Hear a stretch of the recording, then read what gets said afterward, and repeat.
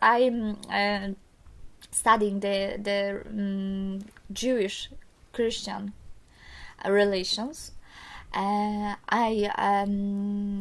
do research in the Jesuit sermons of 17th century, and particularly it's really interested, how those two groups interfere, how those two groups cooperate, if they did, which they did, I must say. So it's really interesting actually to focus and to see how those two groups, like priests or monks or something, they had contacts, or the view, or the picture they had of Jews and so on. You can see in those sermons, which is so incredible, because basically sermons were they were the most important, they were important as the question of information in the early modern period. People didn't have newspapers, television, radio, or internet at the time, surprising as it is, but they didn't. So basically they believed in everything what the priest said, and sermons were the part of the mass that were not scheduled, that were not written in the book, but they were prepared by the priest itself.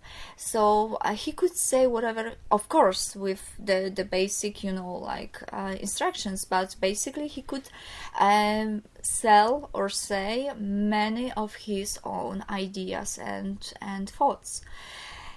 And that's really interesting what they have.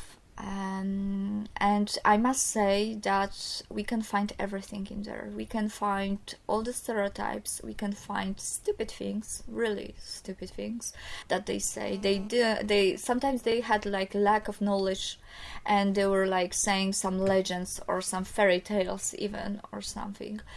And sometimes we can also find short stories about their own life. Like, I was walking down the road and I met a Jew who was trying to sell me a coat, and I said to him, da da da. So it's like many stories that like almost like writing a letter to a friend, which is incredible, because it was, like then after it was, he told it to like a group, really the full church.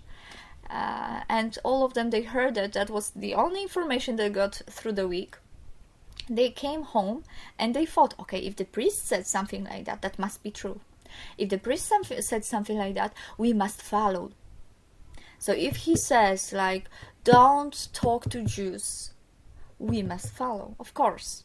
Also, they had the daily basics that they had to, like survive somehow, or they had to had normal life, so which wasn't possible without Jewish community as well, because all those markets and everything, it was also filled with the Jewish community.